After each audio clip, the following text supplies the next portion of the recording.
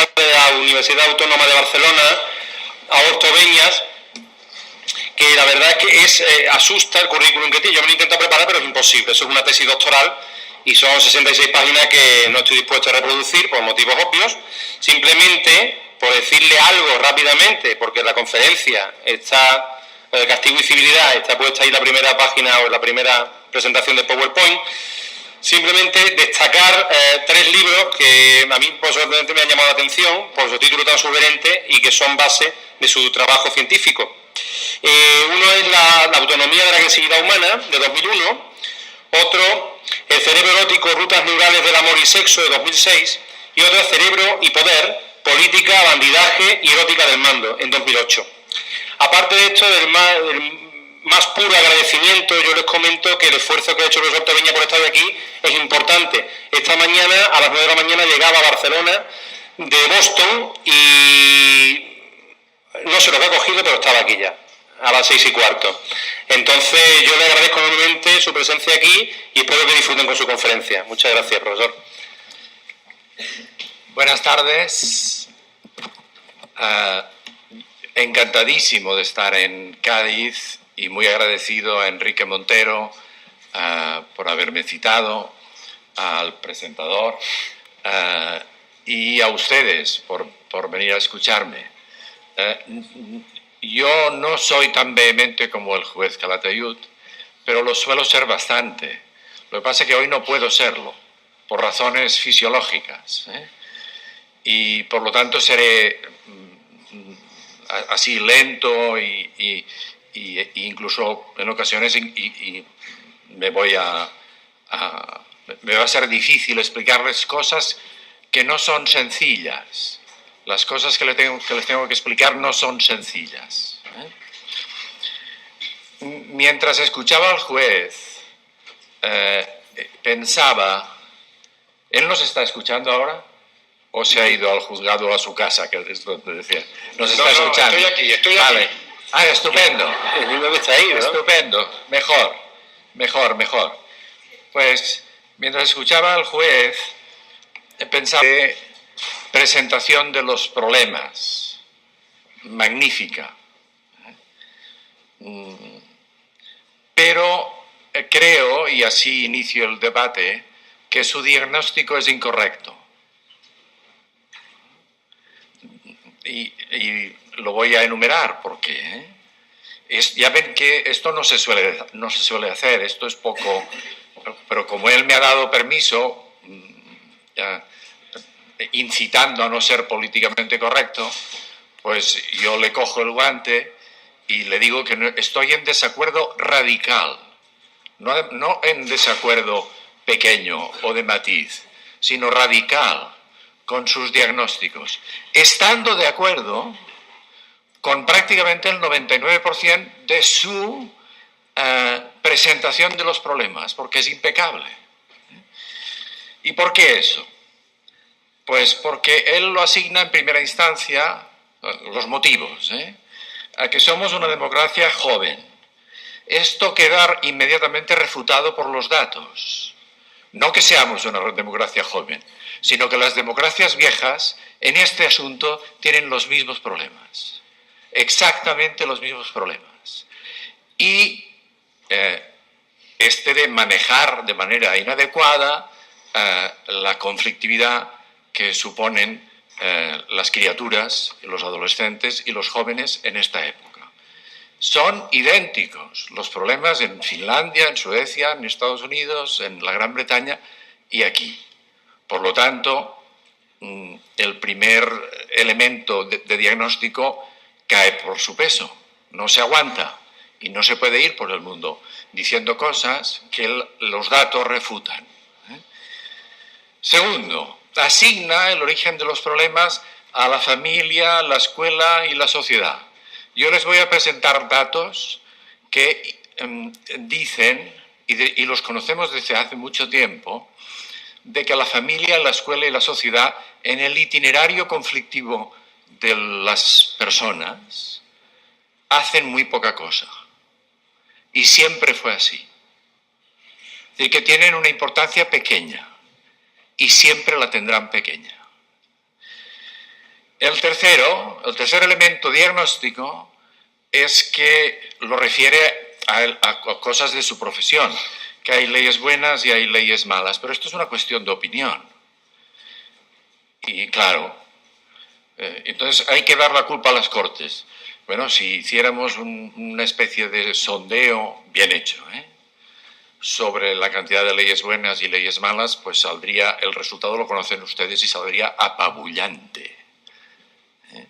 Porque en definitiva manejan opiniones y consensos de opiniones. Y en este asunto, como en todos los serios de la vida, hay que trabajar con datos firmes, no datos malos. También el mundo está lleno de datos malos, pero hay datos firmes. Por ejemplo, en el periódico cada día hay un 90% de datos malos, absurdos, pero hay algunos que son muy buenos. Por ejemplo, las temperaturas de las ciudades y las presiones atmosféricas o las cotizaciones en bolsa. Estos son datos buenos, firmes, con pocos errores. Pues en este asunto tenemos que trabajar de la misma manera. Y tenemos datos, pero no les hacemos caso. Y en primera instancia no les hacen caso los jueces, aunque haya muy buenos en el gremio, porque vienen de una tradición de manejar opiniones y no datos. En definitiva, yo pienso que el diagnóstico de este asunto es sencillo. Hemos padecido y seguimos padeciendo, aunque va un poquitín de baja, una epidemia de pensamiento tóxico sobre esta cuestión que siempre fue difícil. Siempre fue difícil criar a los menores, manejarlos y convertirlos en buenos ciudadanos. Siempre lo fue, Pero hemos padecido una epidemia de pensamiento tóxico que se resume y comienza en una especie de asunción universal o premisa universal, y es que todos los humanos nacen buenos por naturaleza. Esto es falso. Y las sociedades sabias, antiguas, lo tenían recogido en la sabiduría codificada. Y viene de ahí, el principio de los problemas viene de ahí. Segundo, que además de nacer buenos, nacen iguales en potencial. Otra enorme falsedad, porque todos nacen diferentes en potencial. Para todo, para los talentos motores o artísticos o morales. Todos nacen diferentes. Y el último, que se deriva de estos dos, es que el castigo es pernicioso. Que el castigo es un procedimiento de educación, de instrucción o de crianza pernicioso. Y habrán visto que ahí coincidimos con el juez, porque él considera que no solo no es pernicioso, sino que es benefactor. Y de hecho él es un profesional del castigo. Está donde está para sancionar y castigar esencialmente. A mí, que también soy preconstitucional y mayor que el juez, yo tengo 57, él ha confesado su edad, 54, yo tengo 57, pues a mí me dan miedo los jueces. ¿Qué es lo que deben dar? Miedo. Y me da miedo la policía. ¿Qué es lo que debe dar? Miedo. Para eso están, para dar miedo.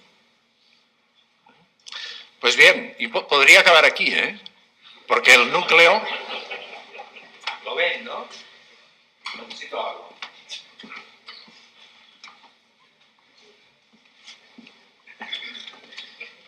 Lo que viene a continuación son datos. Y insisto, los datos son complicados, muchos vendrán en inglés, pido excusas por eso, pero como en mi rincón de España donde yo trabajo, se nos insiste mucho en que pongamos las cosas en catalán y en castellano, yo hace muchos años que decidí que mis clases iban en inglés, todas, y así me ahorro el trabajo. Y de paso castigo a los alumnos con una exigencia adicional para que se pongan a nivel. Y por eso verán que muchas de estas cosas pues salen en inglés. Algunas no, pero otras sí. Bien. Es curioso porque esta conferencia es una actualización de otra que di hace 15 años ya largos, en la escuela de mis hijos, en la escuela primaria de mis hijos, en el extrarradio barcelonés. Era una escuela pública ordinaria, con buenos medios y un equipo pedagógico muy motivado. Y me pidieron esta conferencia porque no en la escuela, pero en el instituto asociado, habían empezado a tener problemas severos de disciplina. Y me pidieron esta conferencia y después me la pidieron en otros sitios, en otros institutos, en Cataluña. Y fue el motivo para que escribiera este libro que ven aquí, que pasó totalmente inadvertido. Se vendieron nada, unas cuantas docenas. Y no es publicidad porque no lo pueden encontrar. Está fuera de circulación. Pero lo que les voy a contar aquí es un capítulo del libro. Ya ven, simplemente actualizado, con datos un poquitín más recientes, pero lo que hace 15 años yo explicaba sigue yendo a misa, y nadie se ha enterado, o casi nadie. Bien, los animales castigan. Los animales sociales, los animales solitarios no necesitan hacerlo. Pero los animales a los que les gustan las compañías, que son, como nosotros, animales sociales, a las criaturas, tanto si son cachorros como si son polluelos, cuando se portan mal, los castigan. Y a veces les reprenden con gritos o con señales intimidatorias, pero a veces les atizan. Y a veces les atizan severamente. Y que es un dato tremebundo, porque nosotros somos animales. Es decir, si los animales castigan y eso lo hacen servir para que los pequeños se porten bien y tengan más oportunidades en el futuro y no acaben en Chirona o por el camino, pues deberíamos tomar ejemplo, si nos tomamos en serio el hecho de que formamos parte de una cadena, que la formamos. Hay muchos, pero muchísimos ejemplos de castigo animal, pero lo utilizan para adiestrar la prole, lo utilizan para promover disciplina intragrupal, lo utilizan para sancionar robos y engaños. Y ustedes se preguntarán, ¿y quién castiga? ¿Quién puede hacerlo? Los progenitores o otros animales de mucha prestancia, de mucha relevancia en la comunidad o en la tropa. E incluso tienen policía, no institucional, o sea, no hay academias de policía, ni uniformes, ni jueces que celebren juicios, pero sí, aquí tienen explicado un ejemplo. En primates, a veces hay animales subordinados que piden la intervención de animales dominantes, en chimpancés, para que medien y resuelvan conflictos, es decir, para que actúen ejerciendo funciones de policía. Y eso, que lo sabemos, atención, desde hace 50 años, porque son datos, los primeros son de Konrad Lorenz y de Nico Tinbergen, Premio Nobel de Fisiología y Medicina por este tipo de datos, que se ocultan y se censuran. Esto es una revisión más reciente, pero nadie en el gremio de los que se dedican a formar maestros, jueces y policías, que son quienes tienen en las sociedades humanas el privilegio del castigo, y los ejércitos, cuando el castigo viene de otro grupo externo. Pues nadie les explica estas cosas, que sabemos con una certeza brutal y con miles.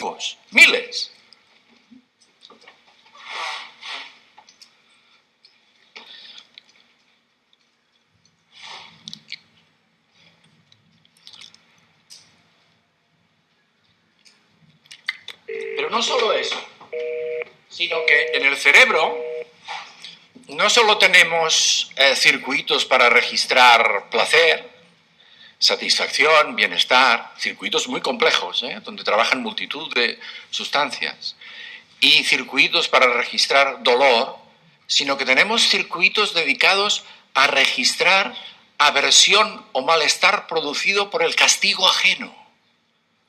Por lo tanto, si en el cerebro se han moldeado estructuras, regiones y circuitos dedicados preferentemente, no exclusivamente, preferentemente a procesar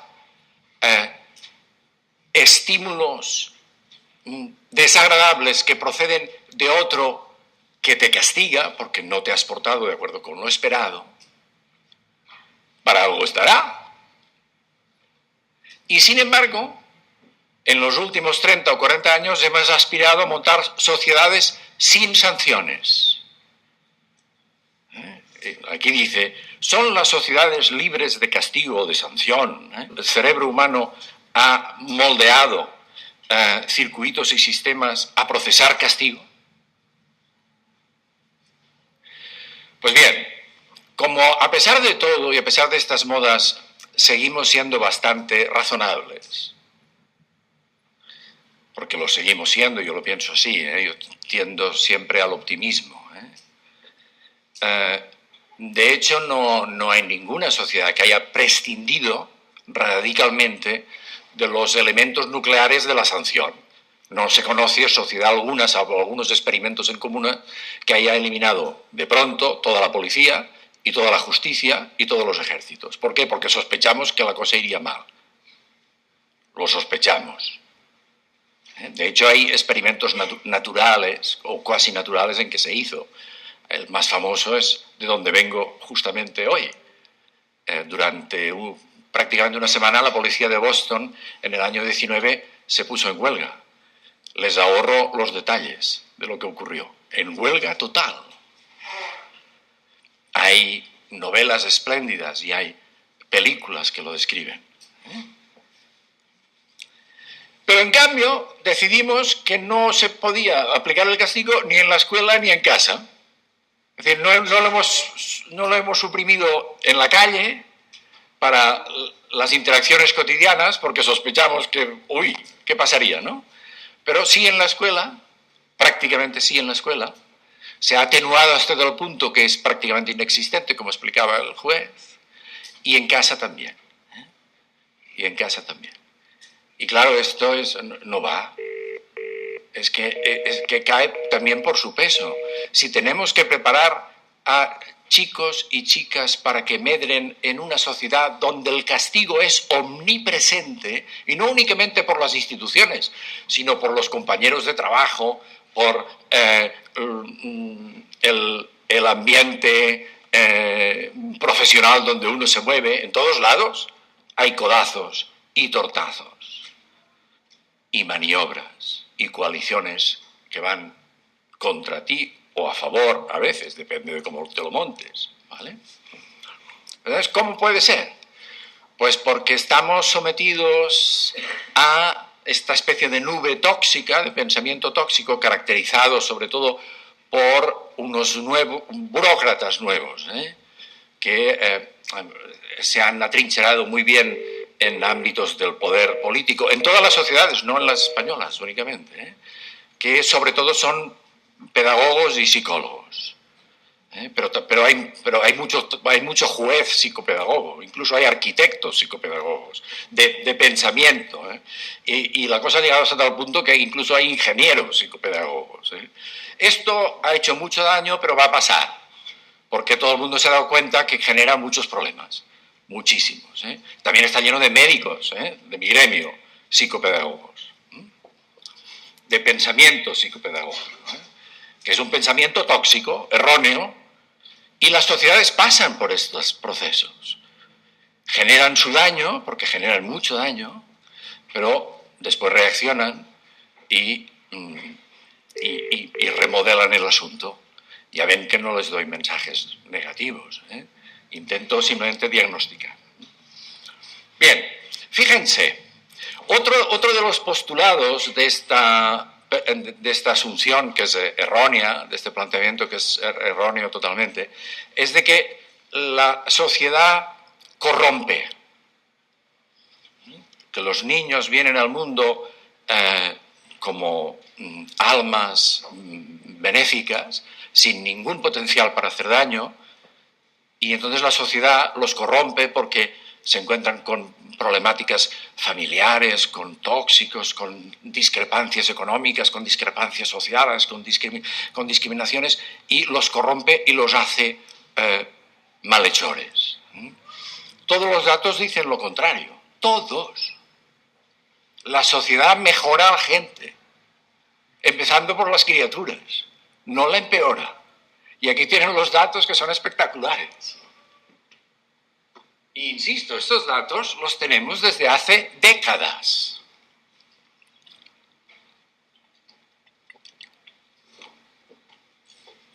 Aquí tienen en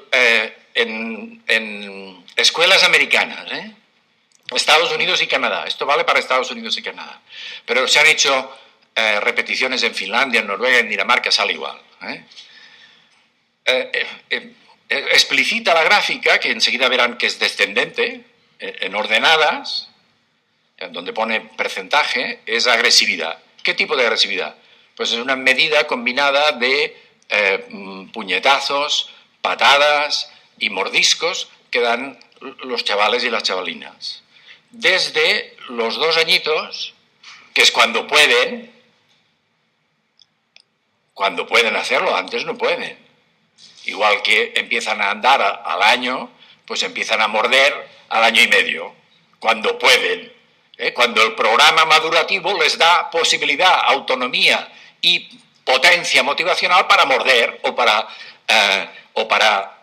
arrancar el pelo de la madre o de la abuela, que a veces lo hacen, en un berrinche. Hijos únicos, que nunca han visto a nadie hacer un berrinche, y hay algunos que saben hacer un berrinche que es el primer episodio que los convierte en un tirano en su casa. En cambio hay otros niños que no saben hacer un berrinche y no lo saben hacer en su vida. Y los que lo saben hacer, y esto también se ha estudiado al detalle, lo montan desde el principio a máximo nivel, hasta ponerse azules, si conviene, hasta entrar en apnea, y conocen el caso, porque algunos de ustedes lo habrán sufrido, sin haber pasado por ninguna escuela dramática para que se los enseñen, ni haber podido aprenderlo de un modelo, porque son hijos únicos, y no tienen ni primos ni nada. Porque también se ha estudiado en hijos de progenitores que no tienen a nadie más, y que además se han ido al extranjero y que de momento no tienen amigos con hijos pequeñitos de la misma edad. Es decir, sin modelos. Pues bien, ahí lo tienen. Y es fácil leer esta gráfica. Fíjense que hay niños y niñas, los niños siempre más, porque tienen más potencia agresiva física, no potencia agresiva, digamos, moral. Los dos sexos tienen armas diferentes para hacer daño. Pero los niños, más que las niñas siempre, pero entre los 24 meses y los 132 meses, es decir, a los 13 años, los han seguido durante 11 años. Y es una medida combinada para multitud, una muestra representativa de escuelas. Eso está medido en el patio y después en clase, pero sobre todo en el patio, y con vídeos, para hacer después estimaciones válidas de las medidas que se obtenían. Pues fíjense que dice que hay un 45, empiezan entre un 45 y un 50% de los niños que a los 24 meses golpean, muerden y atizan de manera frecuente. Perdón, de vez en cuando, sometimes, ¿vale? De vez en cuando. Y esto va bajando, con los años va bajando, ¿vale? Y hay un 5% de niños y un 3%, un 3,5% de niños y niñas que lo hacen a menudo, que quiere decir cada día, ¿vale? Estos de aquí abajo son los guerreros. De entrada, los del medio son los normales, que lo hacen de vez en cuando hay un conflicto, cuando se están peleando por una pelota o por lo que sea. Y queda un 50% de buena gente, que son los que reciben en general. Los que lo hacen raramente son los que los otros aprovechan para atizarlos, ¿vale? Y así va la vida. Así va la vida.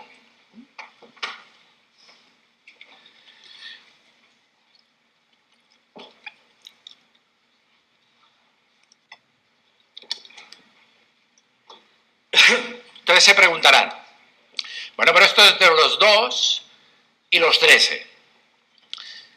Y, es decir, repaso el concepto. Hay un 50% de los chavales y las chavalas que son muy buena gente y que muy raramente llegan a la agresión física.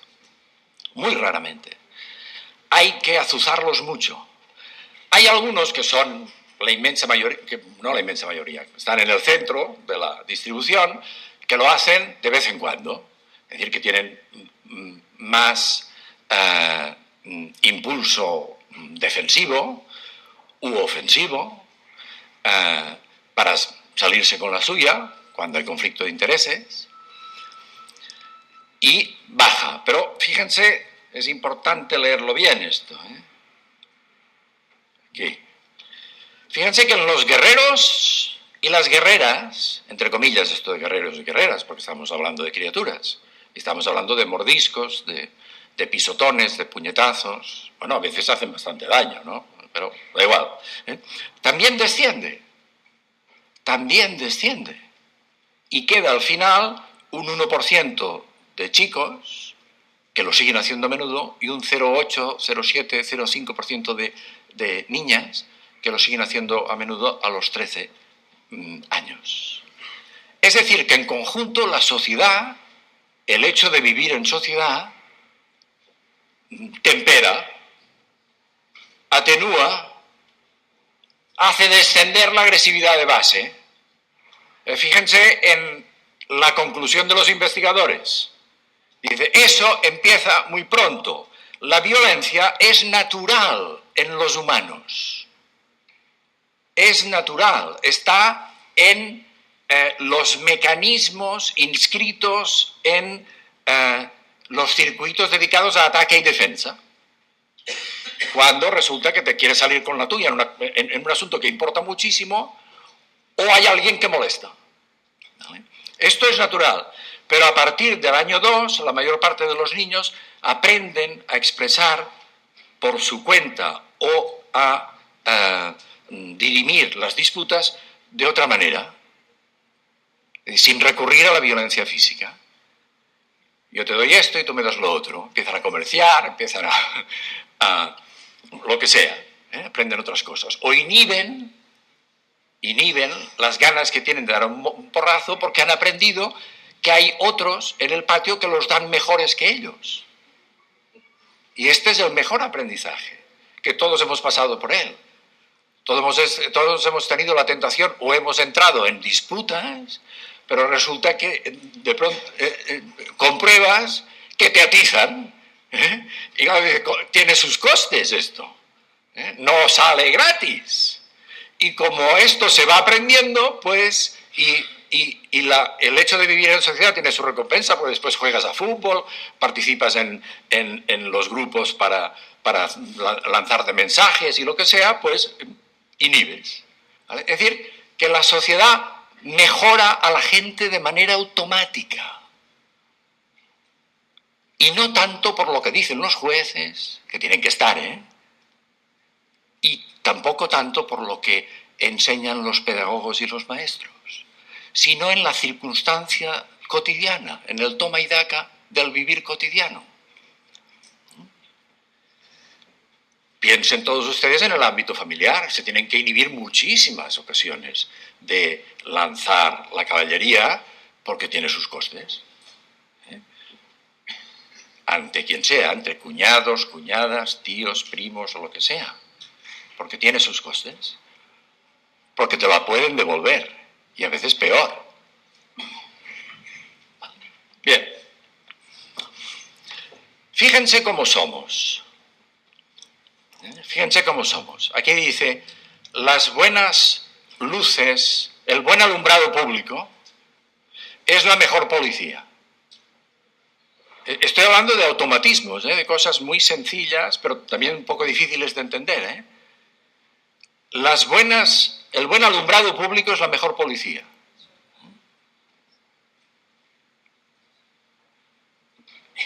No es mío,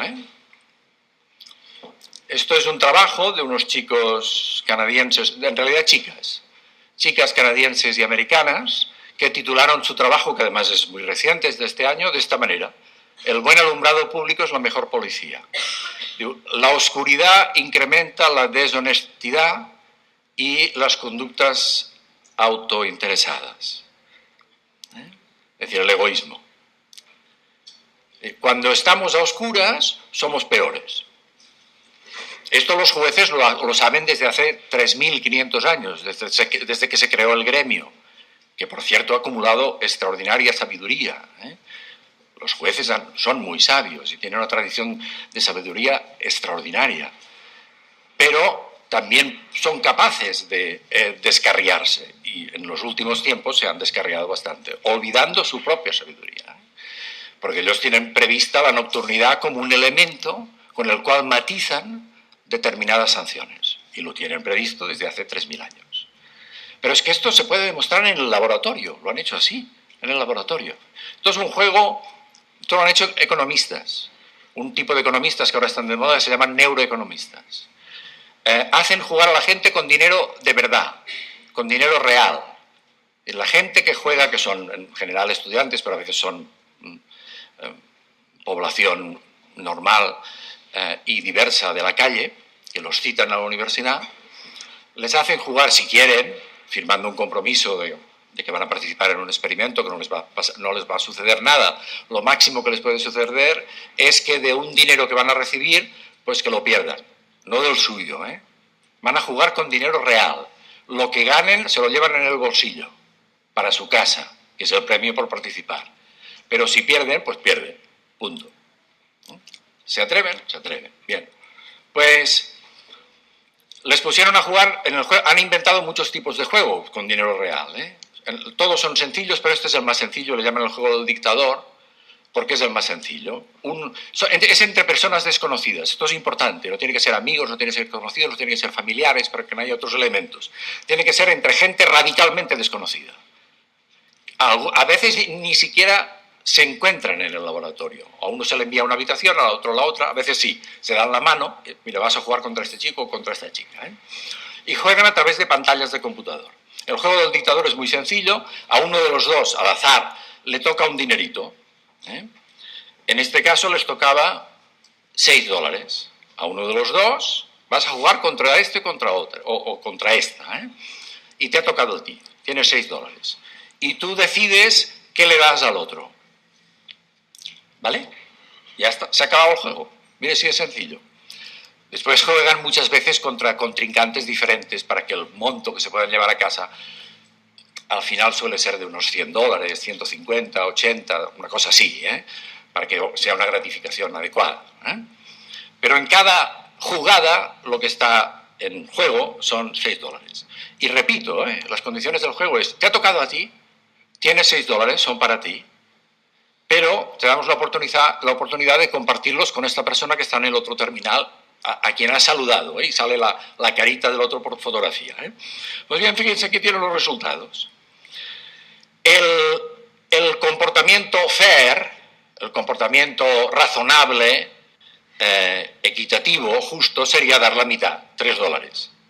Fíjense que los sujetos, 31 mujeres, 19 chicos, sin llevar gafas de sol, los que van, digamos, normal, sin gafas de sol puestas, ofrecen 2,71 de media, con un 83 de desviación estándar. Es decir, que son buena gente. De los 6 que les han tocado, vamos a redondear, dan 3. Yo me quedo 3, es un regalo, y a este chico o esta chica que acabo de conocer le doy 3. Si además tengo oportunidades de seguir jugando, pues lo voy a hacer así, ¿no? Pero si se les pone gafas de sol, dan $1 menos. Las gafas de sol no alteran la nocturnidad del espacio externo, solo la sensación de que no te ven. Atención, pues la gente con gafas de sol es más mala gente, demostrado en el laboratorio.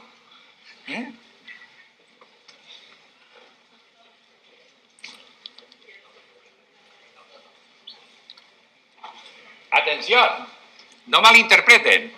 Es más mala gente en situación de conflicto de intereses. ¿Cuánto me quedo yo? ¿Cuánto le doy al otro? Esto es un conflicto de intereses, sencillo, no importante, pero a veces se juega con 50 o con $100 o hasta con $1000, a veces se juega. ¿Vale? Bien, antes, en el mismo trabajo, habían demostrado que con las gafas de sol también dicen más mentiras. Y cuando lo reprodujeron en otro lugar, obtuvieron lo mismo con más muestras y lo que es más importante, obtuvieron una relación entre la percepción de ser anónimos y la cantidad de dinero ofertada, es decir, la generosidad demostrada, porque esto es una medida de generosidad, en definitiva. Darle algo de lo que a ti ha tocado a un extraño, que es como tú y le podía haber tocado a ti. ¿Vale? Pues la relación es casi del 0,7, que esto es tremendo en ciencias sociales. Negativa, cuanto más anónimo te sientes, es decir, que la gente que se siente más anónima detrás de las gafas de sol, menos ofrecen, menos generosos son, más mala gente son.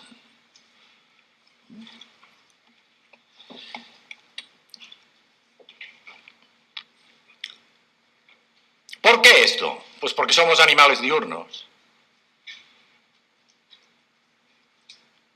Porque toda nuestra fisiología está al servicio de funcionar cuando hay luz solar y en los últimos años luz artificial.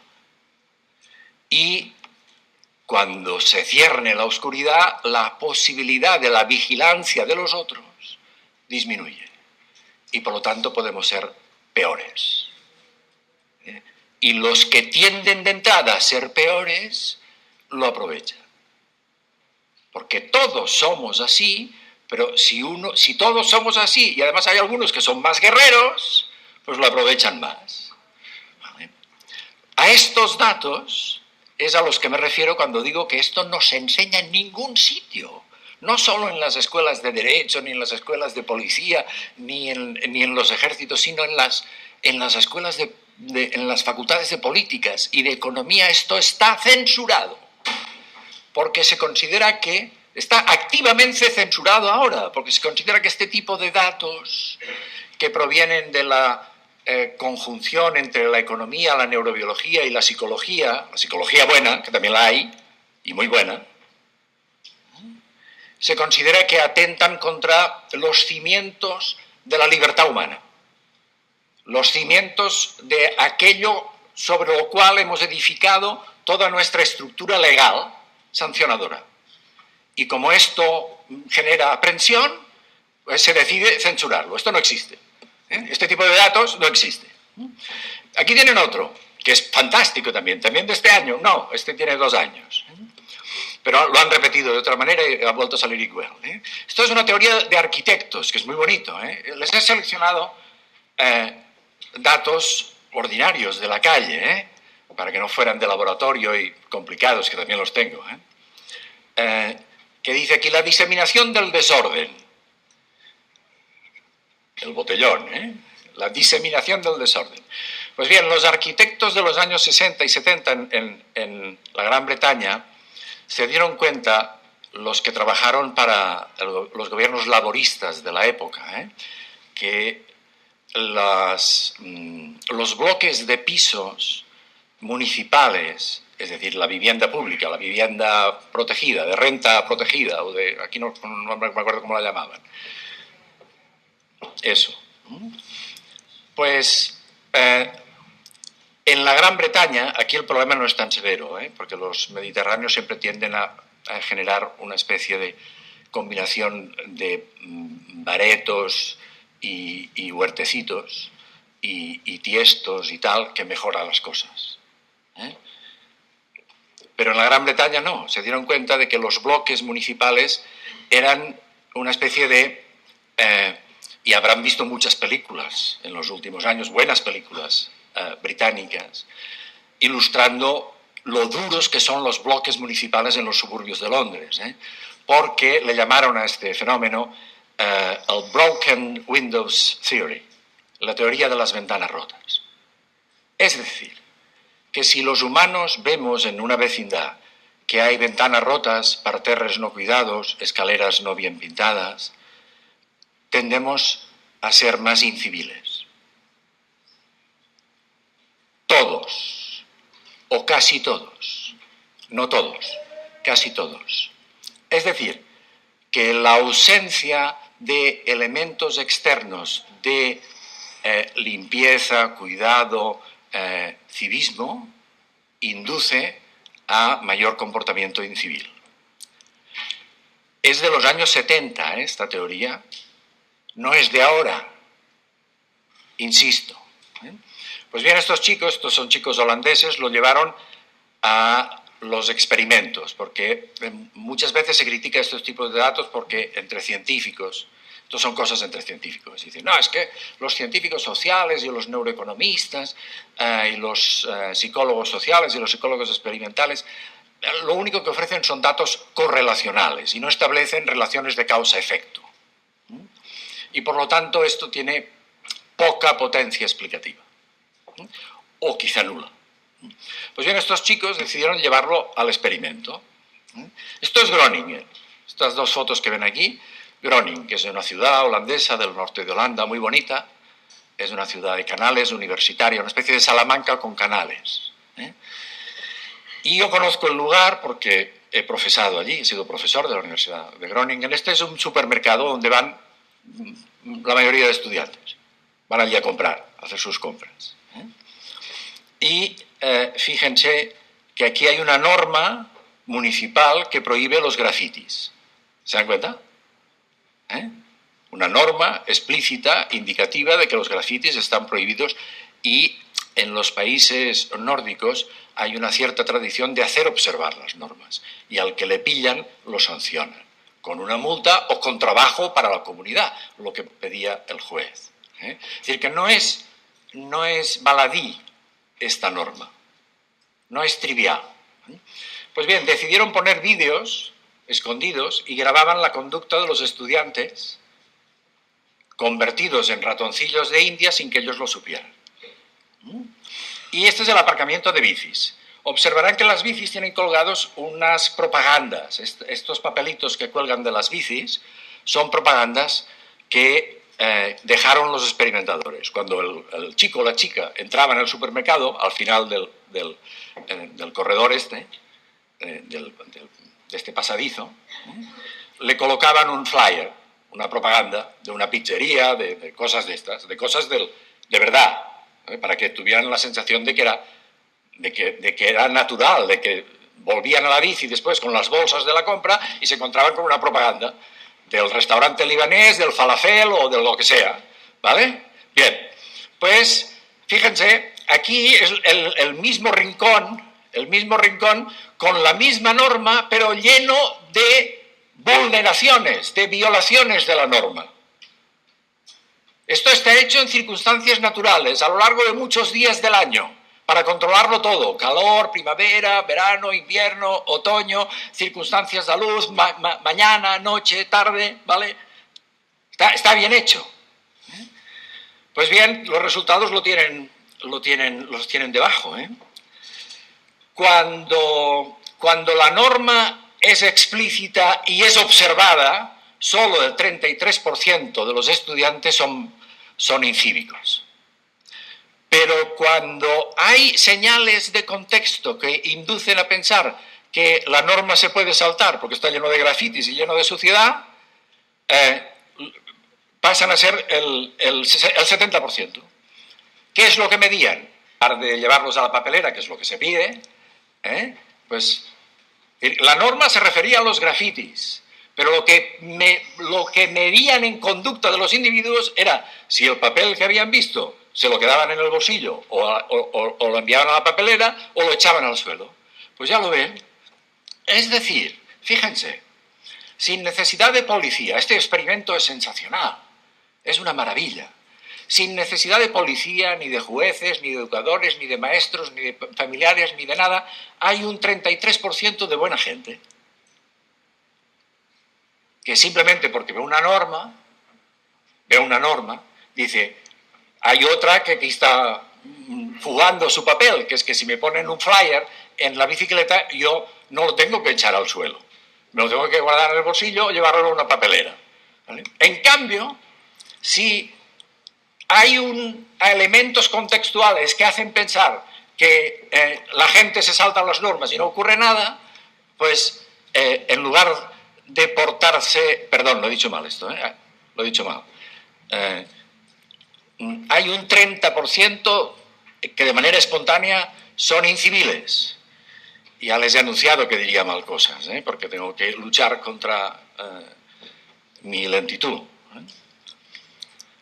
Y en cambio, cuando se aprecia esto, el 70% de la gente se porta mal.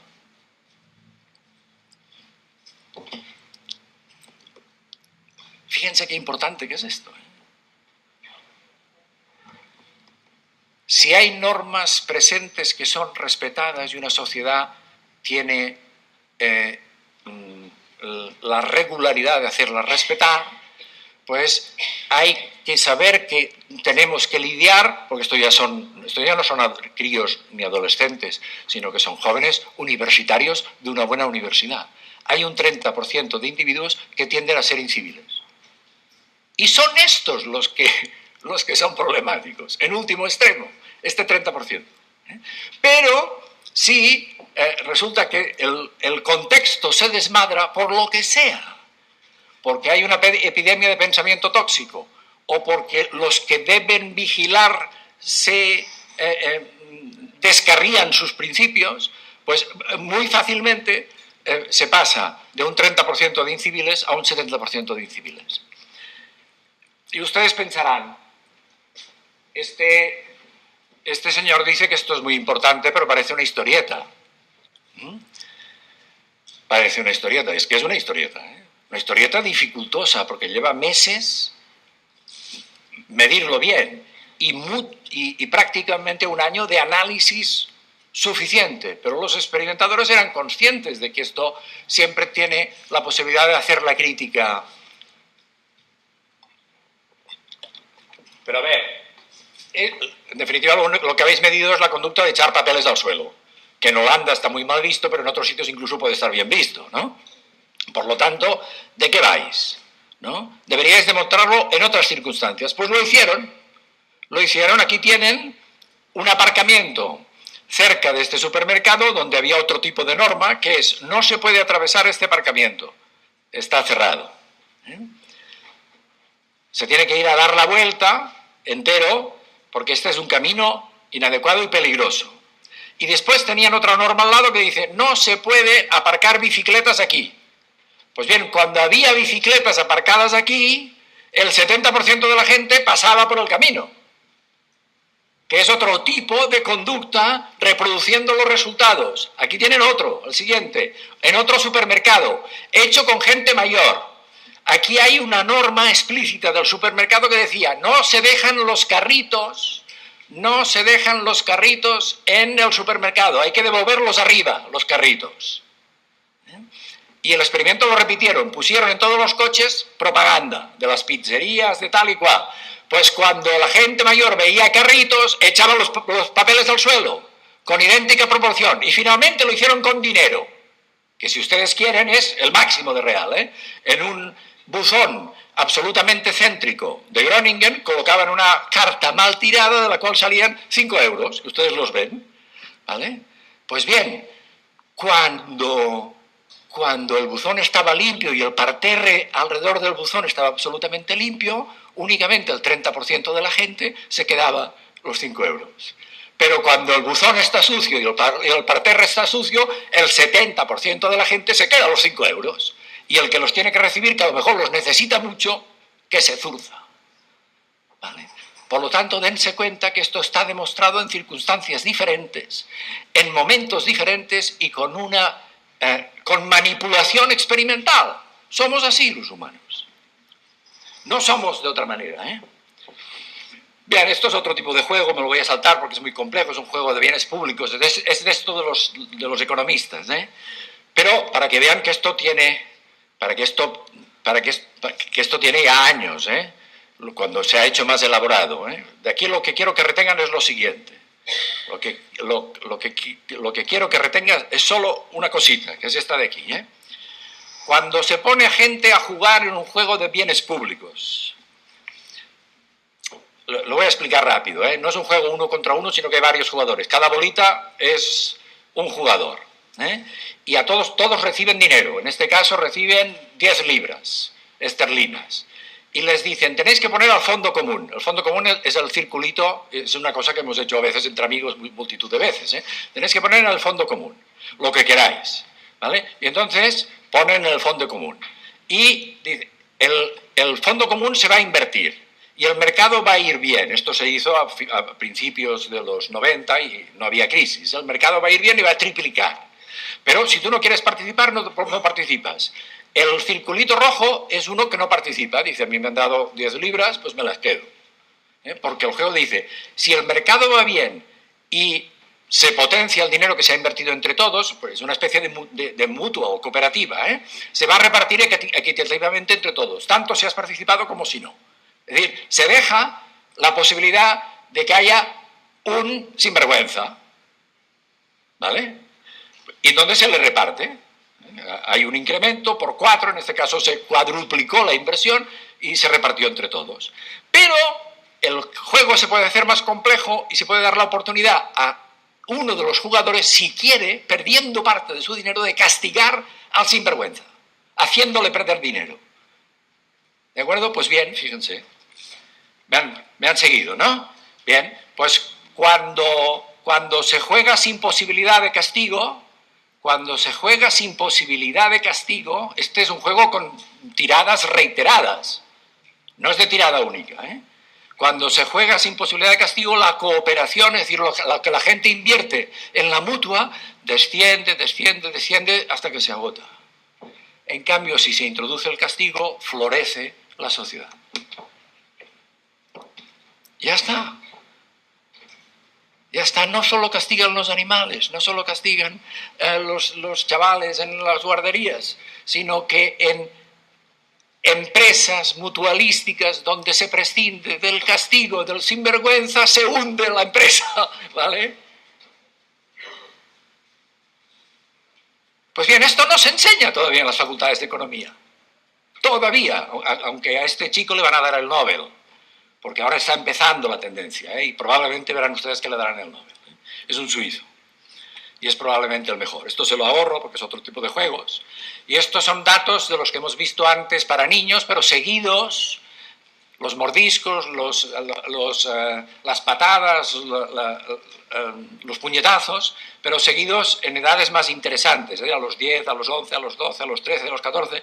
Fíjense que siempre queda un 3,5, 4% de individuos que no aprenden, ¿eh? Que siguen atizando. Y tiene dos picos, uno a los 10 y otro a los 13 y 14, que es cuando hay la efusión hormonal, que es lo que deberíamos esperar. Es decir, que tenemos datos apoteósicos sobre este asunto. Y tenemos más. Por ejemplo, esto de la agresividad, que en el fondo es lo que genera más aprensión o más lesiones, ¿eh? Pues sabemos que tiene prescripción génica. Lo sabemos. Y no lo sabemos ahora. Lo sabemos desde hace 30 años. ¿Y qué tipo de prescripción génica tiene? Fíjense, esto es una revisión también de este año, ¿eh? Me permitirán que regrese a ella porque es más fácil verlo así. ¿Eh? Esto desde hace 30 años lo sabemos porque en los estudios más primerizos sobre esta cuestión lo que se hace es comparar gemelos idénticos con mellizos, gemelos monocigóticos con gemelos dicigóticos. Compararlos en cualquier rasgo, ¿eh? Aquí tienen dos mellizos nacidos de esta señora tan fantástica, que son blanco y negro, y son sus hijos. Y son los hijos de su marido, negro también, ¿eh? Esto es raro, pero ocurre. Se lo digo con total certitud porque hicieron la prueba de paternidad. Porque claro, el chico se quedó un poco preocupado, ¿eh? Pero igual que a veces en mellizos sale niño y niña, que esto ustedes conocerán casos, es decir, los mellizos pueden ser tan diferentes que pueden ser diferentes de sexo. Pero los gemelos idénticos, los monocigóticos, son muy parecidos. Por fuera y por dentro. Y cuando digo por dentro me refiero a todo lo que hay dentro. Todo. Desde el tamaño de las vísceras hasta las cantidades y la funcionalidad de enzimas que les miden a ustedes en las analíticas convencionales. Es decir, el nivel de... Mira, aquí lo tiene. El nivel de heredabilidad, es decir, de prescripción génica que tiene la tensión arterial es del 80%. El hecho de que uno tenga tendencia a tener la presión alta, media, baja o muy baja, el 80% es responsabilidad de la lotería génica y el 20% de lo que come y bebe y de los medicamentos que se administran. Esto hay que leerlo así. El color de la piel, el 90%, tiene prescripción génica. No total. Todos lo cambiaremos ahora, ¿eh?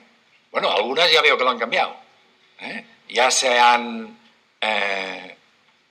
morenizado, ¿eh?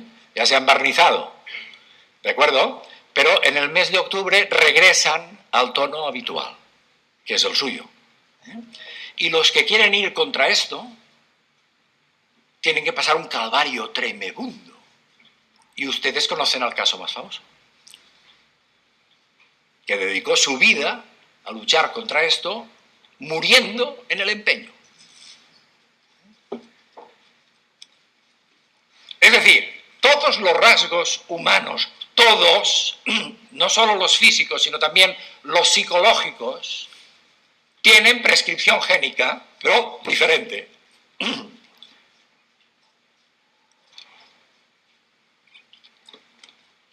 Pues bien, voy para atrás.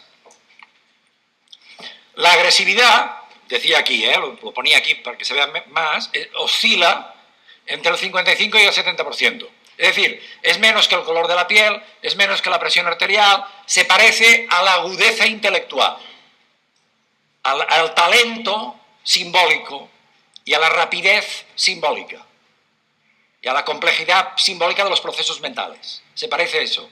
Pero es más que el miedo, que es una cosa muy importante el miedo, ¿eh? Tiene más prescripción génica que el miedo. Y es una conducta tremebunda el miedo, y absolutamente adaptativa. Y más, por ejemplo, que la religiosidad, que también tiene prescripción génica. El hecho de que tienda uno más al misticismo o no tanto, y a la espiritualidad, no que vaya a una determinada confesión con regularidad. Esto es otra cosa, ¿eh? Bien, pues me voy para atrás. Fíjense que aquí dice que según las últimas estimaciones, lo que induce la familia en la regulación de la agresividad no llega al 10%. La familia, la escuela y la sociedad. No llega al 10% en agresividad. El factor crucial son los genes y después el itinerario personal de cada individuo. Lo que le ha ocurrido a cada individuo a lo largo de todo su periodo madurativo, de las luchas adolescentes, de las luchas juveniles, de sus éxitos y fracasos como jóvenes, esto es fundamental. O las infecciones que ha tenido.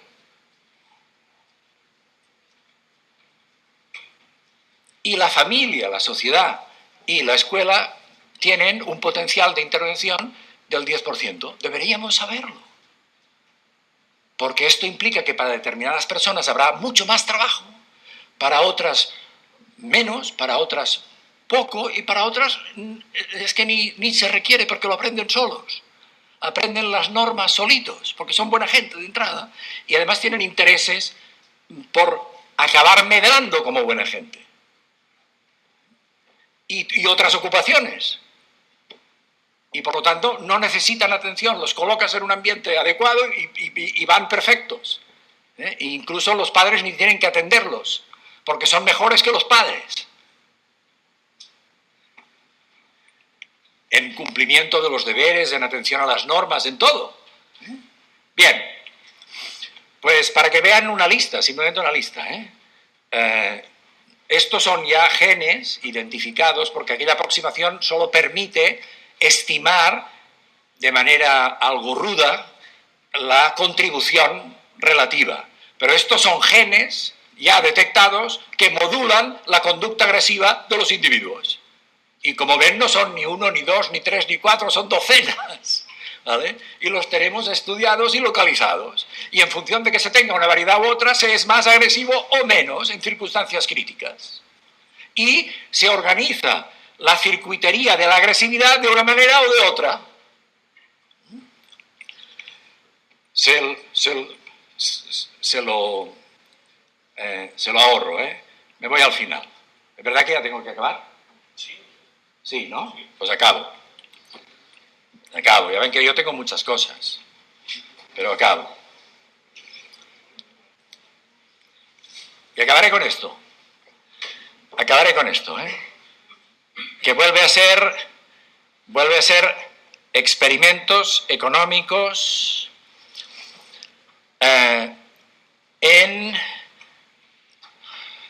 juegos de bienes públicos con donde participan muchos contrincantes y donde hay que contribuir o no contribuir. Si se les da, fíjense que el título del trabajo dice la ventaja competitiva de las instituciones sancionadoras, es decir, de tener justicia, policía, ejércitos, familias con normas claras o escuelas con normas claras. Estos son instituciones sancionadoras. La ventaja competitiva. Bien, se les daba a estos sujetos la oportunidad de elegir libremente, porque otra crítica inicial que había hacia estos experimentos económicos era que está dado el contexto y los humanos son muy complejos que lo son y si interpretan que esto es un jueguecito en un determinado contexto y tal y cual, vienen mediatizados por los elementos ya prefijados. Pues aquí se les daba la oportunidad de escoger libremente si querían jugar en una sociedad sin castigos de ningún tipo, con gente desconocida, a la que acababan de encontrar y tenían que participar en un juego para ganar dinero para llevárselo a casa. Atención, que va de veras. Pues bien, se les permitía escoger entre jugar con otros en unas circunstancias donde no había sanciones para el posible sinvergüenza, es decir, partiendo del supósito de que como todos somos buenos chicos, somos estudiantes de esta universidad o de esta otra, o de lo que sea, pues vamos a apuntarnos a unas... ¿Para qué tenemos que usar castigos? Por favor, castigos económicos en este caso. Pero también podían escoger una sociedad con castigos. Pues bien, fíjense, este dato es muy bonito. La mayor parte de los humanos al principio, fíjense que esto se repite hacia 30 jugadas. La mayor parte de los humanos, y son muchos, esto está hecho con mucha gente, y cuando digo la mayor parte, fíjense que son, el resto son 38, pues por lo tanto 72. El 72%, que son los blancos, escogen jugar en una sociedad sin castigos. Claro, es el cielo. Todos aspiramos al cielo. Y si tenemos la oportunidad de participar en un encuentro entre, en principio, buenos chavales y buenas chavalas, para ganar dinero, pues ¿por qué no hacerlo en el cielo? El 72% de los jugadores escogen jugar sin castigos. Y solo el 38% de prudentes dicen, no, yo quiero jugar con otros que les guste jugar con castigo. Es decir, que si alguien se porta mal, yo lo pueda castigar, y le haga perder dinero del que él está escaqueando. La circunstancia es muy parecida al que le he explicado antes. Pues bien, fíjense, esto es la aportación. Los que quieren institución sancionadora, SI es institución sancionadora, aportan más. Esto es dinero, esto es porcentaje, pero esto es dinero, contribución. Los triangulitos negros, los que quieren jugar con reglas que incluyan castigo, aportan más, son más buena gente. Y acaban aportando muchísimo. Y en cambio los otros aportan menos y acaban sin aportar nada.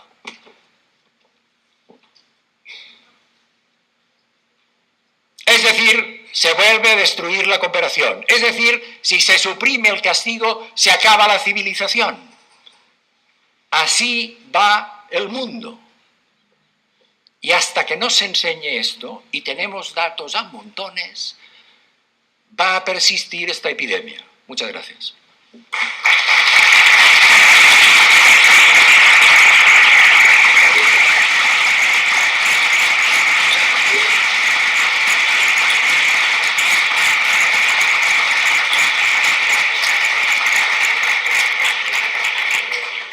Pues muchas gracias, profesor Tobeñas, y abrimos un breve turno de debate, por si alguien quiere hacer alguna pregunta. Que no se extienda demasiado en el tiempo, porque ya veo que hay gente que está saliendo. Yo quería hacer un comentario.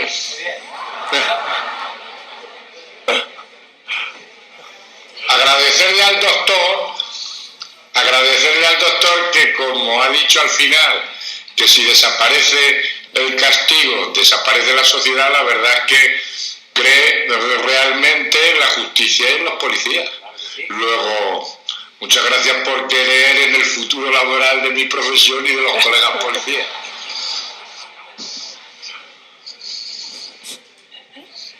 ¿Alguien quiere preguntar algo? Sí. Totalmente de acuerdo, señor juez, totalmente de acuerdo. Buenas tardes. ¿Se escucha? Sí. Sí. Buenas tardes. Bueno, por supuesto, muchas gracias por la ponencia a ambos. Yo tenía una pregunta para el último de los ponentes, y es en relación a, porque cuando usted ponía los resultados de algunas investigaciones, se me venía a la mente una investigación muy típica en la psicología social, que modula el castigo, la capacidad sin límites de castigar. Es un experimento que conocerá usted seguro, no le puedo situar el autor, pero bueno, básicamente hicieron un simulacro de cárcel entre estudiantes universitarios, entre los que había algunos estudiantes le daban el papel de carceleros, otro el papel de... No la veo. Usted. Aquí. Ah, de acuerdo, vale. Es que la andaba buscando y no la veía. Efectivamente. Y bueno, básicamente y daban la posibilidad de que aplicaran castigo. Pero bueno, como este tipo de investigación hay muchos, ¿no? Habían quitado mi imagen.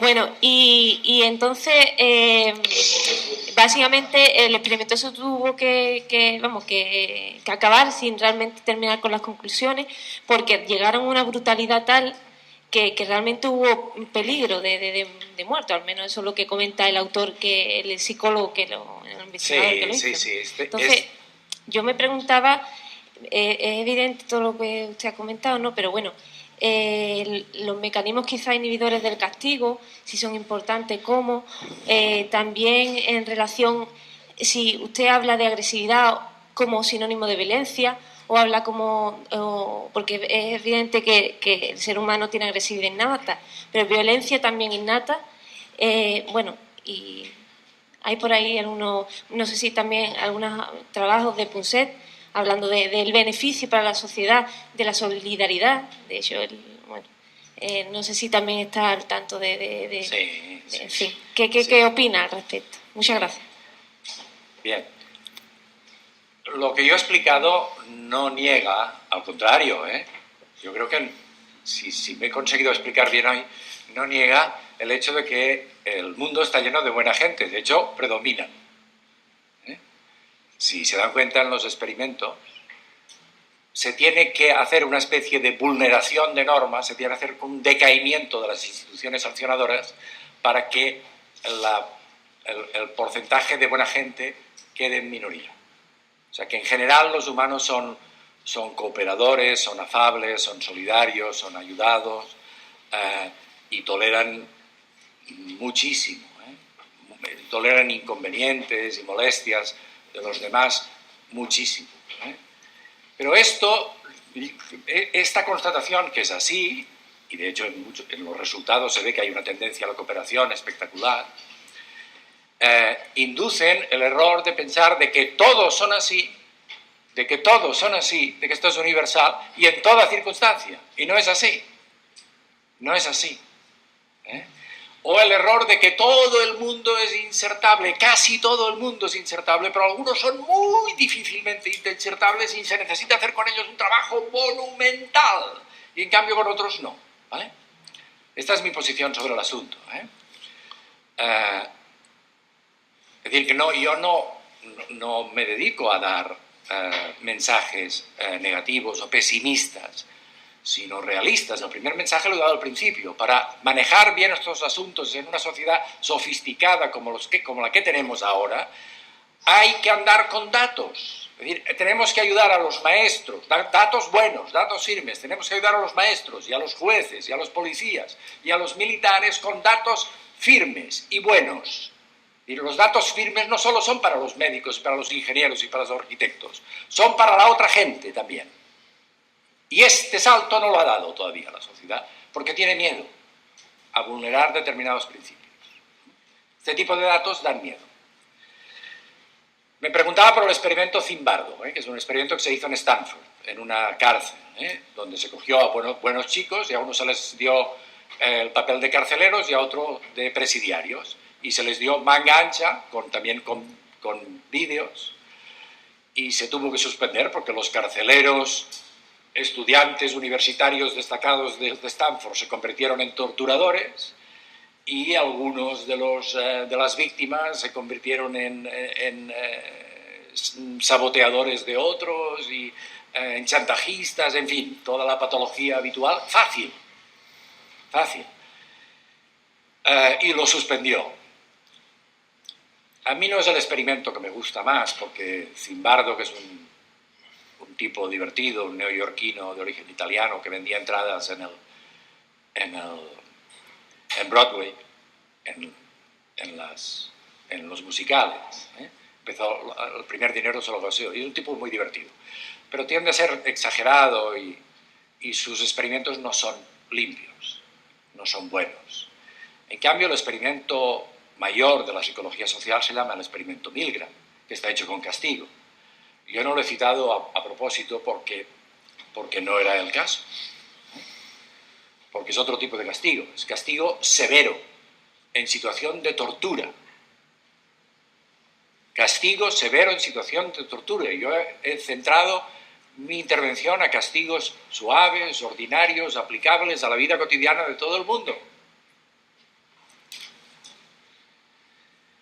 El experimento Milgram demuestra que entre el 60 y el 65% de las personas sometidas a una jerarquía de obediencia llegan a aplicar intensidades de muerte, de la gente normal, de la calle. Y no se ha hecho solo en América, también se ha repetido en Canadá, se ha repetido en Suecia, se ha repetido en París, con diferentes variantes. Es decir, que el experimento Milgram demuestra que los humanos están preparados siempre para hacer mucho daño. Siempre.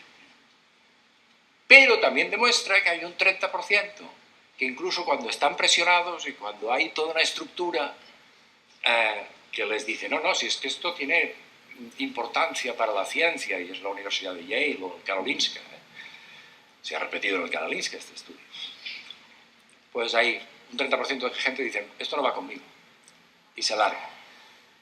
Pero esto también lo sabemos, la gente buena de verdad, con los que se puede confiar de verdad, pues son una minoría también. Pónganla entre el 10 y el 30%. En medio estamos la mayoría, somos a veces buenos y a veces malos.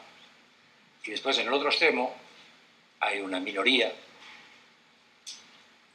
pónganla entre el 10 y el 15, que es conflictiva, y una superminoría del 5, 4, 3, 2, 1, depende de muchas cosas, que puede ser muy peligrosa.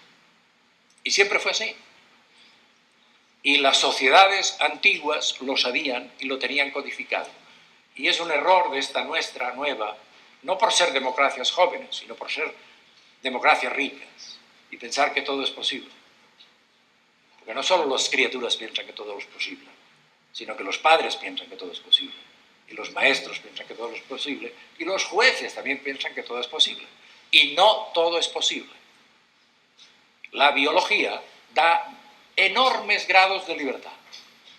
No, la gente suele cometer el error de pensar que restringe. No, da una enorme variedad de grados de libertad, pero no da infinitos grados de libertad. Esto es un error doctrinal de la filosofía de la que hemos bebido y que tiene mucha sabiduría. No da infinitos grados de libertad. Para ningún rasgo. ¿Suficiente con la respuesta?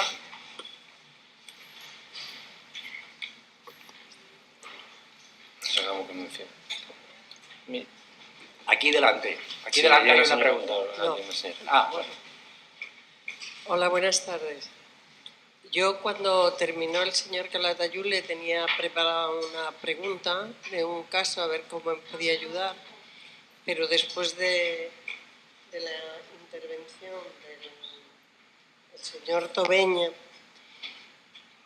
se me ha creado realmente un poco de angustia, ¿no?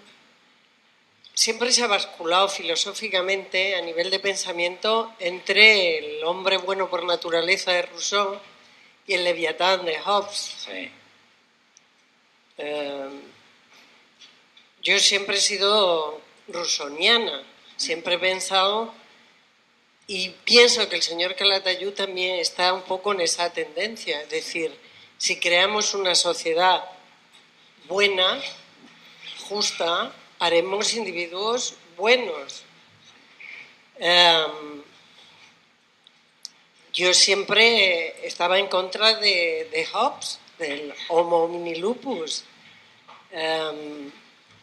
pero la teoría y todos los experimentos que usted acaba de exponer, pues realmente si exceptuamos a ese 30% de buena gente, ese 70% que en unas condiciones de no vigilancia y castigo puede llegar a ser atroz y que eso explica pues muchas conductas como en casos de conflicto, como a mí siempre me impresionó como en la antigua Yugoslavia, un país civilizado donde se había aplicado las teorías de Rousseau o Marx, en definitiva es lo mismo. En el momento en que la disciplina o la vigilancia o el Estado se descompone, bueno, ¿cómo se podía violar hasta a tu vecina o matar al otro? Es decir, las conductas más denigrantes, lo que más puede denigrar a un ser humano. Y a mí eso siempre me preocupó. Es decir, y claro, todo este tipo de experimentación que se está haciendo viene a decir, bueno, es una combinación de las dos. Es decir, el individuo, por un lado, hay individuos que haga lo que haga la sociedad siempre van a ser malos, digamos. Hay individuos que haga lo que haga la sociedad siempre van a ser buenos, pero hay un porcentaje muy grande de individuos que parece ser que son las normas, la vigilancia y el castigo las que los terminan, digamos, metiendo. Es decir, que sería una manera de aunar de alguna manera las dos teorías. Yo siempre pienso, de todas formas, que sociedades más civilizadas, más justas, quizás con normas muy estrictas y tal, hacen individuos mejores, claro, indudablemente. Sí. En sociedades con menos vigilancia o con menos Estado hay más violencia y hay más atrocidades. Eso parece que la experiencia demuestra que el ser humano es malo por naturaleza y que solo cuando, al menos la mayoría, solo cuando se somete a normas, a castigos, es cuando el individuo se civiliza de alguna manera, se moraliza. Déjeme, ¿le puedo contestar ya? Déjeme matizar, precisar rápido. Yo tenía la sensación de que lo había dejado claro a lo largo de la charla, pero más vale retratarse. Yo no soy hobbesiano ni rusoniano. Yo me atengo a los datos firmes. Punto. Y los datos firmes, es decir, venimos de una tradición filosófica donde hay gente que ha pensado muy bien, y los dos pensaron muy bien y con mucha sutileza, pero tienen que defender su chiringuito, déjenme usar este lenguaje coloquial. Tienen que plantear una doctrina que sea universalmente explicativa. Pues no, esto se ha acabado. Desde que hemos entrado con conocimiento científico en las áreas de la conducta y los sentimientos y los afectos y los pensamientos humanos, esto se ha acabado. Los filósofos buenos, que son pocos, nos siguen ayudando, pero la pretensión de que hay teorías explicativas unívocas que sean... No. Los seres humanos son complicados, no son ni buenos ni malos, son complicados, son complicadísimos. Y no en términos de espíritu, sino en términos biológicos. Son extraordinariamente complicados y dan una versatilidad tremenda. Y en términos del rasgo de agresividad, pues hay algunos que tienen el umbral más bajo, otros lo tienen más alto, otros lo tienen muy alto y otros prácticamente no lo tienen. No lo tienen. ¿Vale? Esto es lo que se deduce de los datos. Y hay que manejarse con este tipo de aproximaciones. Había una mano levantada por ahí, y usted ahora. Bueno, yo tenía dos cuestiones, una para el profesor Tobeña y otra para Luis Calatayud. Una es que me parecen muy interesantes todos los experimentos que nos ha contado en los que se demuestra la conducta social ante el castigo y que tengamos datos. Yo soy profesora, soy orientadora en un centro, con el que sustentar pues, las consecuencias que vemos ante la conducta de los chicos. Me parece muy interesante. Lo que no veo tan claro es que se pueda extrapolar del tema de los gemelos el peso de la familia, de la escuela en las conductas agresivas. En ese sentido, estoy más cercana a lo que plantea Luis Calatayud, pero porque entiendo que en el caso de los gemelos, de nuevo, es un estudio correlacional, ahí no hay una experimentación. Tendríamos que ir a estudios anteriores donde, por ejemplo, había experimentos con gemelos adoptados por familias diferentes. Sí. Para medir con exactitud el peso de la familia. Lo tengo en cuenta, no se preocupe. Las estimaciones que yo he dado tienen en cuenta las comparaciones estrictas entre gemelos idénticos y gemelos disimilares, entre mellizos, y los que se han criado juntos respecto de los que se han criado en familias diferentes y los individuos que, viniendo de padres biológicos agresivos, sus hijos, se los ha enviado a familias normativas y al revés. Tengo en cuenta todo esto, es decir, todas las aproximaciones que dan lugar al peso que se puede deducir. En definitiva, lo que está diciendo la mayor parte de datos es una cosa que también la sabiduría común lo tenía. Y la sabiduría común tenía asumido el hecho de que para los chavales y las chavalinas la amiga del alma o la cuadrilla son mucho más importantes que los padres para muchas cosas. Para muchas cosas. El profesor que influencia, de verdad, el modelo crucial. Pero si resulta que el modelo crucial es un chaval que está en una pandilla que trafica en la esquina del barrio, aunque sea clase media o clase... y que él se convierte en el modelo, pero en lugar de ser el profesor de filo o de literatura andaluza, el que hace emerger un camino en un chaval que tenía una cierta impetuosidad, o en una chavalina que tenía una cierta impetuosidad, resulta que se lo lleva aquel, porque tiene más prestigio social en aquel momento. Esto es lo que está diciendo. Que nos han engañado los profesionales de este asunto porque se han impregnado de este pensamiento tóxico, que nos lleva a pensar que todo lo podemos cambiar si hacemos esfuerzos a nivel de familia, escuela y sociedad porque no es así. Yo también tengo un hijo y una hija de edades muy parecidas a la del juez Calatayud, y también he tenido mis problemas como todo el mundo. Y el de los entresijos, de verdad, de fondo, para que mi hija sea como es y para que mi hijo sea como es, no tengo ni idea. Y la influencia que yo he tenido, estoy convencido de que es muy poquita. He tenido algo, pero muy poquito. Bueno, solamente porque nosotros Y desde estoy la escuela hablando, sí que vemos... estoy hablando de buena gente, que en el caso de mis hijos son buena gente, pero, para ya confesarlo todo, pero la influencia que yo he tenido para que ellos salgan buena gente, yo sospecho que ha sido mínima. Mínima. Pero vamos, le digo porque desde la escuela nosotros sí observamos que el uso que se hace en la familia de las normas y del castigo y de tal, sí vemos que produce un efecto. Claro, no lo tenemos contrastado científicamente. Eso es verdad. Y al juez Calatayud le quería comentar un tema con el tema de las expulsiones, que hemos estado aquí comentando y reflexionando, el tema de las expulsiones de los centros de alumnos con conducta disruptiva que acaban expulsados de los centros, ¿no? Una reflexión que nosotros hemos visto. Efectivamente vemos el problema que eso puede traer, de la dificultad de reinsertar a esos chavales que están mucho tiempo fuera de la escuela y el efecto que puede tener. Pero hemos observado una cosa y que ya quería comentar a usted también, que es que muchas veces hay familias que hasta que no se expulsa al alumno no aparecen por la escuela, no toman ninguna responsabilidad. Yo soy la orientadora, ¿verdad? Le estoy diciendo que yo misma tengo mi centro, tenemos grupo de trabajo donde hacemos la reflexión de, oye, ¿qué cosas alternativas podríamos hacer? Y estamos manejando esas reflexiones.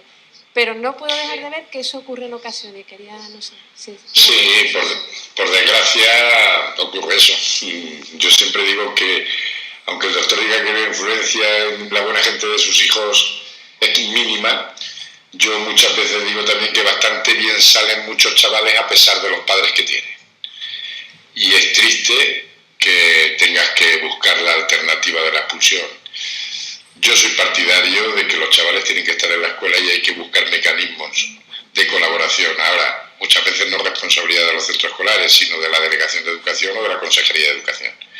Pero muchas veces el problema que tienen los centros escolares es que no cuentan con el apoyo desde el principio de los padres. Y se podrían adoptar muchas medidas aparte de la expulsión siempre y cuando contaseis con el apoyo de los padres. Es fundamental. Lo que pasa es que a mí no me hace falta ese apoyo, porque lo ordeno, porque para eso soy el juez, mientras que el profesor necesita siempre la autorización de los padres. Pero lo bueno sería que las asociaciones de padres y que los padres colaborasen mucho más con los centros escolares. De tal manera que la sanción fundamental sería trabajar o estudiar en el colegio, no fuera del colegio. Ahora, vuelvo a insistir, bastante bien salen muchos chavales a pesar de los padres. Y luego otra cosa que quería decir, que efectivamente yo estoy de acuerdo en la genética de que algo influye. Ahora, como profesional tengo la obligación de creer y de pensar que todo el mundo es bueno y que es modificable o que es reinsertable. Pero efectivamente la experiencia me dice que hay un tanto por ciento mínimo que es carne de cañón, con ley, sin ley, con padres o sin padres. Ese porcentaje es mínimo, pero efectivamente hay carne de cañón. Ahora, eso no quita para que legalmente, profesionalmente y socialmente esa persona merezca 1, 2, 3 o 4 posibilidades oportunidades. Ese es mi trabajo, dar oportunidades, y efectivamente. Ahora, hay un porcentaje que quiera ley o no quiera ley, es de nacimiento. Pero, vuelvo a insistir, muchos chavales salen muy bien a pesar de los padres que tienen. No estoy de acuerdo en todo, Bueno. Sí. Con esa formulación, sí. Claro. Pero, por ejemplo, yo estoy ahora mismo, cuando he comentado lo de los consejos que damos a los padres para formar un delincuente, que es Estamos teniendo problemas ahora, y quizá porque hubo unos fallos al principio, pero esa situación se está dando entre padres e hijos adoptados. Claro. y al final llegas a la conclusión de que algo tiene que haber tenido ese chico, genéticamente o lo que sea, que aflora. Y empezamos a tener, y vamos a tener problemas también muy serios de esa naturaleza, porque como hemos dicho, lo mismo que nuestros hijos que son buena gente hemos tenido problemas, los padres adoptivos están teniendo problemas, y ahora vamos a tener otra situación que se va a dar más cruel, quizá por esos temas, que es la adopción internacional. Ya empezamos a tener problemas de hijos con padres adoptados internacionalmente con la especialidad, distintas razas, distintas tal, y vamos a estar preparados.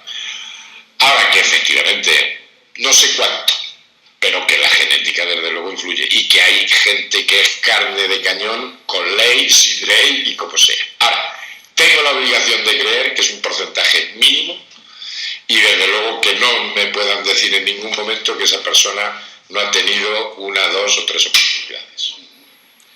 No, si estamos de acuerdo y de hecho yo he explicado datos que dicen estrictamente eso, que los que no se acomodan a las normas, si estas son sistemáticas, pertinentes y bien aplicadas, es un porcentaje muy pequeñín, muy pequeñín.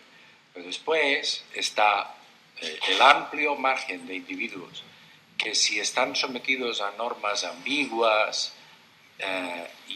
insuficientes, inadecuadas, incluso disparatadas, como las que ha explicado el juez, porque hay disparates monumentales, y ya lo ha repasado unos cuantos, pues entonces estamos patrocinando como sociedad de que haya una franja muy grande que se apunta al incivismo.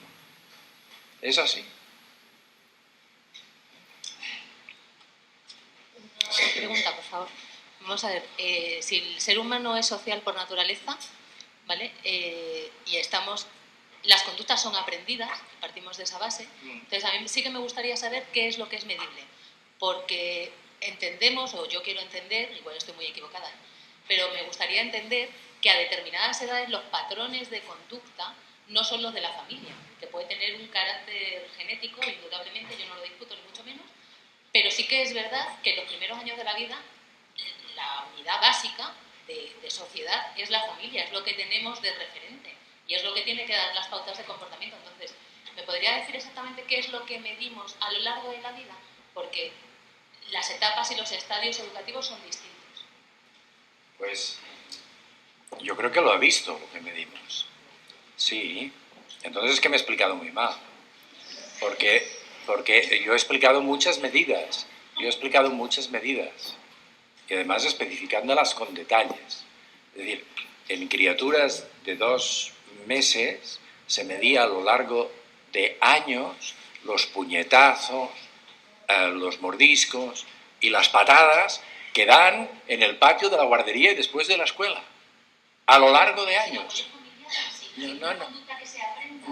Atención. Esto se ha medido en escuelas de los Estados Unidos y además he dicho que se ha repetido en Finlandia, se ha repetido en Dinamarca y sale igual. Y además es que tiene que salir así porque lo sabemos todos y todos los maestros lo saben, que los chavales se van civilizando a medida que se hacen mayores, y que cuesta menos manejarlos a medida que se hacen mayores. Es decir, que se hacen este tipo de medidas y se hacen además bien, grabándolas, sometiéndolas a diversos evaluadores, contrastando validez de las medidas, haciéndolo bien. Después ha visto usted medidas de castigos económicos, ha visto, no las he enseñado, hay medidas de castigos físicos, hay medidas de castigos eléctricos, hay medidas, que no he hablado de ello, porque es importantísimo, de condiciones de eficacia del castigo. Me da la oportunidad de hablar de condiciones de eficacia del castigo. Que esto al juez estoy convencido de que le interesará muchísimo. Y sobre esto se ha trabajado muchísimo. El castigo, para que sea eficaz, aunque sea castigo económico o castigo de sanción verbal o de amenaza de time out, es decir, de tenerlos un rato fuera del aula, como amenaza, ni siquiera pasar al acto. El castigo, para que sea efectivo, tiene que ser contingente. Es absolutamente crucial Es decir, se tiene que aplicar sobre la conducta que se quiere corregir, no sobre otra. Y a veces los padres, pero también los maestros y también los jueces, acaban castigando cosas por acumulación, no la que se quiere corregir. Porque te han dado tanto la lata, al final sueltas el cachete y resulta que en aquel momento no era tan grave. ¿De acuerdo? Lo primero es que tiene que ser contingente. Lo segundo es que tiene que ser inmediato. Si se demora el castigo, cuanto más se demora, menos eficaz es. Hasta el punto de que no, a veces si la demora es tan larga, ya no es eficaz. Y la última es que tiene que estar aplicado el castigo por quien tiene autoridad respetada. Si quien aplica el castigo no tiene autoridad respetada porque ha sido irregular, pues no funciona. Pues fíjese si se hacen medidas. Se hacen medidas y además se hacen medidas hormonales, se hacen medidas neuroquímicas, se hacen miles de medidas. Y después se mide si están en familia o no están en familia, si están en familia propia o están en familia adoptada. El juez decía, empezamos a tener problemas con los adoptados. Como hay otras sociedades que esto lo han tenido desde hace décadas, tenemos datos en abundancia sobre problemáticas con los adoptados. Tenemos sacos de datos con los adoptados y los adoptados internacionales que se pueden usar ahora que resulta que esto ha llegado aquí. O sea que no faltan medidas, sobran medidas. Es que no me refería a eso. Igual, me expliqué. Yo lo que quería saber era si se medían, porque al final el comportamiento tú lo aprendes por imitación principalmente. Entonces lo que sí que quería saber es si las medidas restrictivas son desde la unidad familiar. Cuando tú empiezas a colocar castigos, que evidentemente estoy de acuerdo con todo tipo de castigos que no sean excesivos, en el momento y rígidos. Pero lo que quería saber era si tú estás viviendo en familia. Lo que tú mides es la capacidad de la familia para poder impartir ese castigo como conducta. Sí. Se ha hecho medidas en los chicos, en las chicas y en los padres, y la eficacia de los padres, en la implementación y en el progreso, de todo. Es decir, la gente que trabaja en este asunto, que no soy yo no me dedico a esto. Perdón. La gente que trabaja en este asunto son científicos sofisticados y tienen todo tipo de aproximaciones. No son ingenuos, no lo son. Dos cuestiones y súper rápidas porque la gente se está asando aquí. La primera, el problema, porque dice que este tipo de datos pues hay una resistencia para recogerlos y conocerlos, ¿no? Pero claro, supongo que el problema principal es ideológico, porque autoridad, jerarquía, castigo, parece que son elementos de derechas, por decirlo así, ¿no?